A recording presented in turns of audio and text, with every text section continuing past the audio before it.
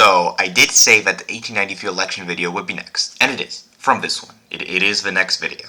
However, I did want to take some time to make this video about the Dreyfus Affair because the Dreyfus Affair is very important in understanding the French politics of the late 1890s. I hope you all understand.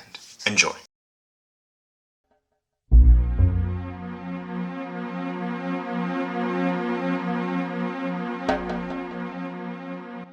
The Dreyfus Affair. It is one of the most infamous episodes of French history. Its chronology is well known internationally both since it happened and as it was happening in the late 19th century. With it comes charges of incompetence on behalf of the French Judiciary. Claims that the verdict in the famous case boiled down simply to anti-Semitism linger on to this day. The affair serves as a cautionary tale for what can happen when justice is rushed in times of crisis when a perpetrator absolutely needs to be found. But where do the origins of this crucial event lie? To understand the Dreyfus Affair, it is necessary to understand the sheer hatred that was shared between France and Germany during the late 19th century. France had been humiliated during the Franco-Prussian War, in which it lost the provinces of Alsace and Lorraine to the new German Empire, and this fueled French animosity towards Germany. France in the late 19th century went through a military buildup, largely so it could go toe-to-toe with Germany in the case of another war, which she thought would not be too far off. From this, Germany would likewise distrust France, fearing it would take any opportunity it could get to reclaim Alsace-Lorraine. And this is where our story starts. The German embassy in Paris was often spied on by French intelligence services, largely due to French distrust of Germany. One day a letter was discovered in the embassy's trash can, which shocked the nation.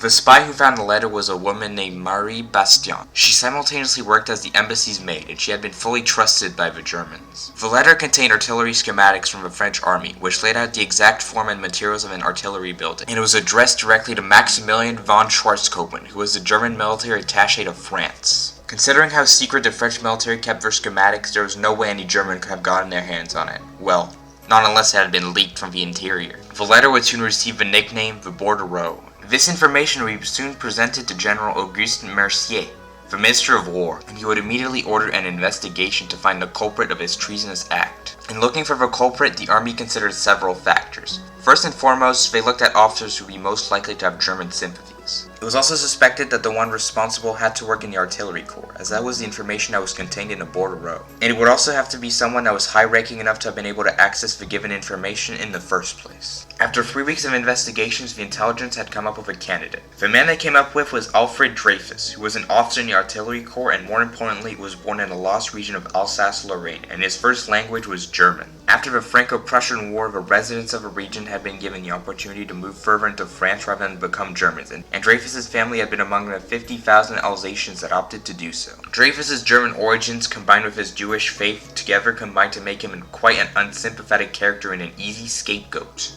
Dreyfus had been born on the 9th of October 1859, being just 10 years old when the Franco-Prussian War broke out. After moving to France and coming of age, he would enroll in the elite Polytechnic military school in Paris, where he would receive training and would soon enroll in the army in 1880. On October 15, 1894, Dreyfus would be summoned to the Ministry of War for interrogation. When told the crimes he was accused of, he would deny his guilt and claim no culpability. The case against Dreyfus was weakened from the start, as several experts on writing testified to the army that the bordereau's handwriting did not match Dreyfus's. They were undeterred, however. Despite there being no solid proof against him, Dreyfus would be arrested at his hearing and put into solitary confinement, with the army hoping they could force a confession out of him. But even through weeks of confinement, Dreyfus would continue to protest its innocence. The confinement itself was kept very secret, so much so that even Dreyfus's wife, Lucy Dreyfus, would not find out about what was happening to her husband until their home was raided for potential evidence. Dreyfus's trial would still come, however, and the army needed some sort of evidence against him if they were to get the judges to convict. At the command of General Mercier himself, a secret dossier filled with many different pieces of mostly trivial evidence was assembled ahead of the trial.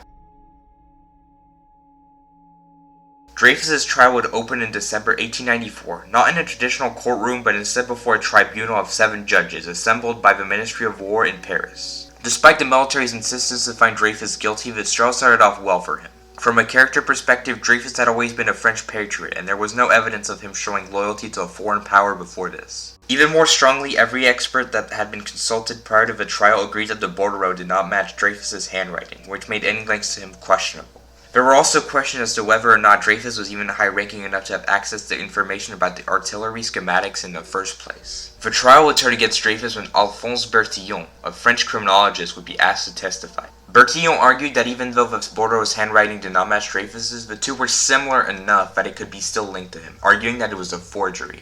Bertillon's expertise was not in handwriting, yet his argument carried a lot of weight due to his background in criminology and the fact that, well, he was a scholar. The case was sealed when the military would present a dossier to the 7 judges, who found the evidence quite damning.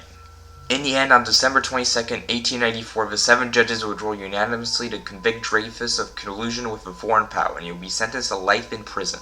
He would have been given the death penalty had it not already been abolished for political crimes in 1848. Dreyfus would have his military title stripped from him in a public ceremony, and then he would be sent to Devil's Island in Guyana, where the worst quality prison in all of the French realm was located, reserved for only the worst of criminals. What I have said up to now, however, ignores the reaction that the general public had been having to the Dreyfus case. Despite the Army's best efforts to keep the trial secret, there was no conceivable way the press would not pick up on such a sensational case. The affair was picked up around the time Dreyfus's home was raided for evidence, and it would become headline news for every single anti-Semitic newspaper in France. Dreyfus's Jewish faith, even if that had little to do with his actual conviction, would become one of the main facts in the public consciousness in the case, and it would help fuel the resurgence of anti-Semitism that had already been happening in France around this time. France would be plagued by anti-Semitic riots throughout the whole affair. Despite large agreement within the public consciousness about Dreyfus's guilt, there would soon come a counter-movement, one that would fight for the disgraced officer to get true justice. Led by Alfred's younger brother, Mathieu Dreyfus, the Dreyfusards as they were called would push for the freeing of Alfred Dreyfus. If they wanted to achieve their goals, however, they would need to assemble a case and perhaps even find who the actual culprit was. But Dreyfusards would soon find an unlikely ally, and that of George Picquart, the head of the Army's intelligence wing. Using his position, Picquart would investigate the case and would see for himself just how little evidence the anti-Dreyfusards had in their court. Picquart would soon find a new culprit, Major Ferdinand Esterhazy. He had been found to have secretly been corresponding with Schwarzkoppen, but the evidence pointed towards him in other ways. First of all, he was high-ranking enough that there was no doubt he could have accessed the schematics, and his handwriting matched the bordereau exactly, while his previous writing showed that he clearly had contempt for France and the French people. Picquart presented the evidence to his superiors, but they immediately dismissed the case. After all the hassle they had gone through to convict Dreyfus, the last thing the army wanted to do was admit wrongdoing, and instead he would be relocated to Tunisia and put under investigation to prevent him from researching further. He would soon be arrested under charges of forging the evidence against Esterhazy, but the French judicial system, being busy over the Dreyfus case, would spare him a trial, at least for now. Realizing how little evidence they had, the higher-ups in the French military opted to create a crude forgery of evidence that they could use against Dreyfus. It was too late, however, as Mathieu Dreyfus would soon publish the evidence against Esterhazy in a newspaper, and expose to the situation of the general public like how the Dreyfus Affair originally had been. The Dreyfusards had grown, and they all began to ask for a single thing: a retrial. They would not immediately get that, but on January 10, 1898, Esterhazy would get his turn at the trial. Despite all the evidence against him, convicting Esterhazy would be difficult due to his public reputation. The major was met by massive cheers as he entered the courtroom, and booing would follow any witness that testified against him. After less than 3 minutes of deliberation, Esterhazy would be acquitted, and he was met with further cheers as he exited the courtroom. Even if still free, Esterhazy would resign his position under pressure from his superiors, and would enter self-imposed exile in England. Anti-Semitic riots would ramp up, and this would convince French author Émile Zola, one of the most prominent Dreyfusards, to write a famous letter called I Accuse, directly to the President of the Republic, Felix Faure. In the letter, he would accuse different figures within the whole affair of different wrongdoings, the most common accusations being of incompetence and anti-Semitism. In laying these charges, I am well aware that I am putting myself under the umbrella of Articles 30 and 31 of the Press Law of July 29, 1881, which punishes the crime of defamation, and it is voluntary that I expose myself. As for the people I accuse, I do not know them, I have never seen them, I have no resentment or hatred against them. They are for me only entities, spirits of social evil. And the act that I am doing here is a revolutionary way to hasten the explosion of truth and justice. I have only one passion, that of light, in the name of humanity which has suffered so much and which has the right to happiness. My fiery protest is only the cry of my soul. So dare you put me on trial and let the investigation take place. I wait. Please accept, Mr. President, the assurance of my deep respect. The letter would become a hit, selling 300,000 copies in the first day, and it would give a major boost to the Dreyfusard cause, but in return it would lead to Zola being prosecuted. He was sentenced to a year in prison for defamation, although he would not serve as he would flee to England. Picquart, on the other hand, would not be so lucky, and he would be convicted too, and would be forced to serve out his sentence. Despite all the setbacks and all the troubles, the Dreyfusards would finally get their ultimate wish. On June 3, 1899, the French Court of Cassation would overturn a verdict from 5 years prior, and ask for a retrial in the military court in Rennes. Dreyfus would be temporarily released from Devil's Island and he would make contact with the outside world for the first time in over 4.5 years. He would consult with his lawyers, and after all the evidence had been made available after 5 years, his lawyers were confident that they could get an innocent verdict this time.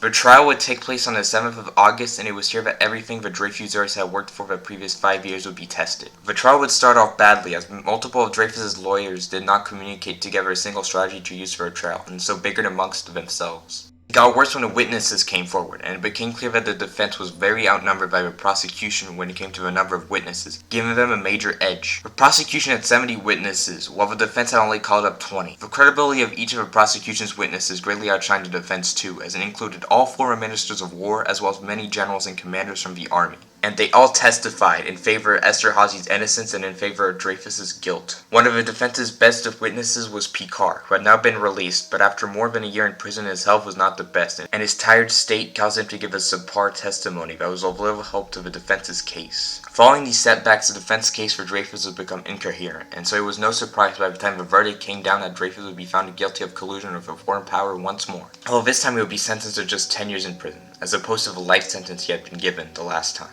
The Dreyfusers were outraged. They had worked so hard to get their desired retrial, just for them to fumble their case at the last minute and lose it. There would be another path out for Dreyfus, however, and that would be to receive a presidential pardon. The Prime Minister, Pierre Waldeck-Rousseau, who deeply wanted the Dreyfus Affair resolved, worked out a deal with Alfred Dreyfus. As part of the deal, Waldeck-Rousseau would ask the President of the Republic, Émile Loubet, to pardon Dreyfus if he simply admitted his guilt. Having spent already so long away from his family, Dreyfus agreed in a heartbeat. Waldeck-Rousseau would ask President Loubet to grant Dreyfus a pardon, and he would agree. Just like that, Dreyfus was finally a free man. Further, Waldeck-Rousseau and Loubet would grant a general amnesty, which would exonerate all those involved in the affair. This would free both Picard and Zola of all charges, but he would also do the same for Esterhazy, who would never be punished for being the one to have leaked the documents in the first place. Dreyfus was not only free, but he would be restored to his position in the army, although he would resign very soon after being reinstated, due to the hell they had put him through these past 5 years. Our story does not end here, though, as even after the end of the affair, the scandal it was both nationally and internationally still dragged over French politics the following years. This would all culminate on the 12th of July, 1906, when the Court of Cassation would reverse the 1899 ruling and declare once and for all that Dreyfus was an innocent man. With that ruling, the affair that had cast doubt over the legitimacy of the French judicial system for so long had finally been brought to an end. Dreyfus, for his part, returned to private life, but he would not be gone from the army forever. When the First World War broke out, he would serve his country once more, even fighting at the brutal Battle of Verdun. 2 of his nephews would die during the war, but Alfred was staved to fight until the very end. Just before the end of the war, he would receive a promotion to lieutenant colonel, but he would resign from the army yet again, and he lived out the rest of his life in relative peace, eventually passing away in July 1935, aged 75 years old. Zola, on the other hand, didn't get to live quite as long. The author would pass away in his sleep during the night of September 30th, 1902, 4 whole years before Dreyfus was declared innocent by France's High Court. Picard would probably end up being the most successful of all, as he continued to serve in the army and move up the ranks. He would be made general as well as Minister of War in 1906, and he would hold the latter position all the way up until his death in 1914. Esterhazy would never return from his self-imposed exile in England, where he would admit he was the one who leaked the artillery schematics to Germany. From Britain, Esterhazy had become a major correspondent to several French anti-Semitic newspapers, the same ones that had been the leading voices against Dreyfus throughout the affair. He would die aged 75 in 1923 in Harpenden, so low that he would be buried under both a pseudonym and a purposely incorrect date of birth.